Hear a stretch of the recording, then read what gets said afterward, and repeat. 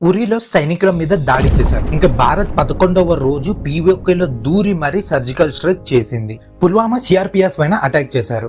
దానికి 13 రోజుల తర్వాత ఎయిర్ స్ట్రైక్ చేసి చుక్కలు చూపించారు. ఇప్పుడు పేల్గామ్ లో 24 మందిని చంపారు. సో దానికి భారత ఆర్మీ 15th డేన మిసైల్ స్ట్రైక్ చేసి 100కు పైగా మంది టెర్రరిస్టులను మట్టుపెట్టింది. అసలు పేల్గామ్ అటాక్ కి మిసైల్ స్ట్రైక్ ఎందుకు చూస్ చేసుకున్నారు? మిసైల్ స్ట్రైక్ యాక్చువల్ గా ఎలా వర్క్ అవుతుంది, ఇంకా ఇది ఇంత డేంజరస్ ఎందుకు, ఇంకా పాకిస్తాన్ ఏం చేయబోతుంది తెలుసుకుందాం రండి. అసలు ఆపరేషన్ సింధూర్ ఎందుకు పెట్టారు?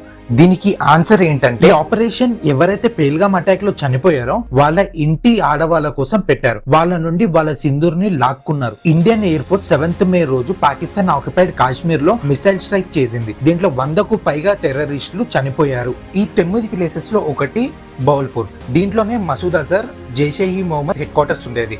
ఈ హెడ్ క్వార్టర్స్ నే మిసైల్ తో దాడి చేసి బ్లాస్ట్ చేశారు. ఈ మిసైల్ అటాక్ లో మసూద్ అజర్ వాళ్ళ ఫ్యామిలీ మొత్తం 10 మంది దాకా చనిపోయారు. భారత్ వాళ్ళ క్యాంప్స్ ని ఇంకా టెర్రరిస్ట్ల లొకేషన్స్ ని కనుగొని దాడి చేసింది. వీటిని ఆపడం పాకిస్తాన్ కి ఇది ఒక ఇంపాసిబుల్ అని చెప్పవచ్చు. ఈ strike air force Rafale jet లో పెట్టిన స్కాల్ప్ ఈజీ మిసైల్ ఇంకా హ్యామర్ బాంబ్ అని తెలియజేశారు. స్కాల్ప్ ఈజీ ఒక air launch cruise missile. Bharat దీన్ని రాఫెల్ విమానంతో పాటు కొనింది. డిఫెన్స్ ఎక్స్పర్ట్స్ నమ్మేది ఏంటంటే, సర్జికల్ ఇంకా ఎయిర్ స్ట్రైక్ కి బదులుగా మిసైల్ స్ట్రైక్ ని చూస్ చేసుకోవడానికి 3 కారణాలు ఉన్నాయి. స్కాల్ప్ ఈజీ లాంటి క్రూజ్ మిసైల్ ఇది ఎంత లో ఆల్టిట్యూడ్ ఇంకా ఫాస్ట్ గా ఎగురుతుంది అంటే దీన్ని ట్రాక్ చేయడం ఇంకా ఆపడం పాకిస్తాన్ కి అసంభవం. ఇలాంటి మిసైల్ అటాక్స్ అనేవి స్ట్రైట్ గా టార్గెట్ ని ఇచ్చేస్తాయి. సో కొలటరల్ డ్యామేజ్ అనేది ఇంపాసిబుల్. కొలటరల్ డ్యామేజ్ అనేది సివిలియన్స్ ని హామీ చేయడం. ఈ మిసైల్ ని భారత్ భూమిలో ఉంటూ లాంచ్ చేయవచ్చు. ఎయిర్ స్ట్రైక్ లో ఎనిమీస్ కి చిక్కవచ్చు, కానీ మిసైల్ స్ట్రైక్స్ లో డేంజర్ అనేది ఉండదు.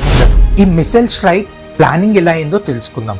సో పేల్గామ్ అటాక్ అయిన 11వ రోజు అంటే 3rd మేకి ఢిల్లీలో ఒక మీటింగ్ అయింది. సౌత్ బ్లాక్ లో అయిన ఈ మీటింగ్ లో ప్రధానమంత్రి శ్రీ నరేంద్ర మోడీ గారు, defence minister Rajnath Singh, army chief general Upendra Dwivedi, air force chief Amar Preet Singh and navy chief Dinesh Kumar Tripathi చేరారు. మీటింగ్ లో పాకిస్తాన్ అండ్ పీఓకే లో ఉన్న ఉగ్రవాదులపై మళ్ళీ ఎయిర్ స్ట్రైక్ చేయాలని అనుకున్నారు. ఇదే ప్లాన్ మీద 5th మేకి పిఎం మోడీకి ప్లాన్ అనేది చూపించారు. దాన్ని ఆపరేషన్ సింధూర్ గా ప్రకటించారు. అన్ని పర్మిషన్స్ అనేవి లభించాయి. ఈ ఆపరేషన్ లో టీమ్ ని బిల్డ్ చేసి బయట వాళ్ళతో ఎవరితో కాంటాక్ట్ అవ్వకుండా, ఫోన్స్ ని కూడా యూజ్ చేయకుండా ఈ ఆపరేషన్ అనేది లీడ్ చేశారు. సో దాని తర్వాత ఆపరేషన్ సింధూర్ కి 6th నుంచి 7th మేని సెలెక్ట్ చేసుకున్నారు. ఇంకా రాత్రి 7th మే రోజున 1 o'clock తర్వాత సోషల్ మీడియాలో అఫీషియల్ గా జస్టిస్ ఈజ్ సర్వ్డ్ అని ఇంకా ఆపరేషన్ సింధూర్ ఫోటోని కూడా రిలీజ్ చేశారు. దాని తర్వాత ఆపరేషన్ సింధూర్ గురించి బ్రీఫింగ్ కోసం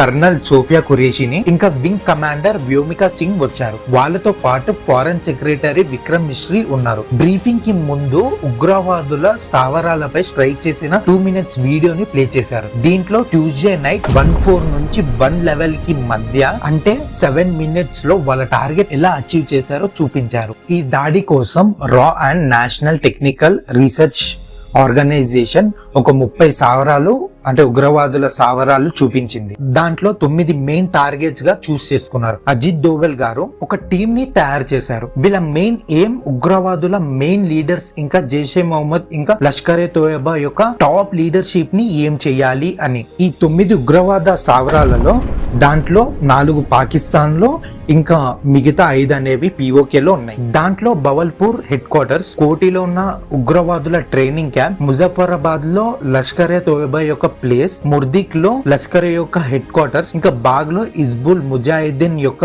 అడ్డా ఉండేది. ఆర్మీ ఆల్రెడీ క్లారిటీ ఇచ్చింది, పాకిస్తాన్ ఆర్మీని టార్గెట్ చేయలేదు అని.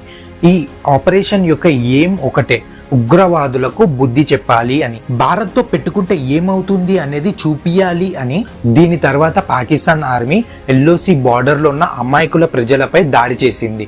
దాంట్లో ఇంచుమించు 12 మంది దాకా చనిపోయారు. దాంట్లో చిన్న చిన్న పిల్లవాళ్ళు కూడా ఉన్నారు. పాకిస్తాన్ సీజ్ ఫైర్ కి వ్యతిరేకంగా ఈ పనిని చేసింది. దీంట్లో గురుద్వార్ని కూడా అటాక్ చేశారు. దీనికి ప్రతీకారంగా ఇంకా ఉంది.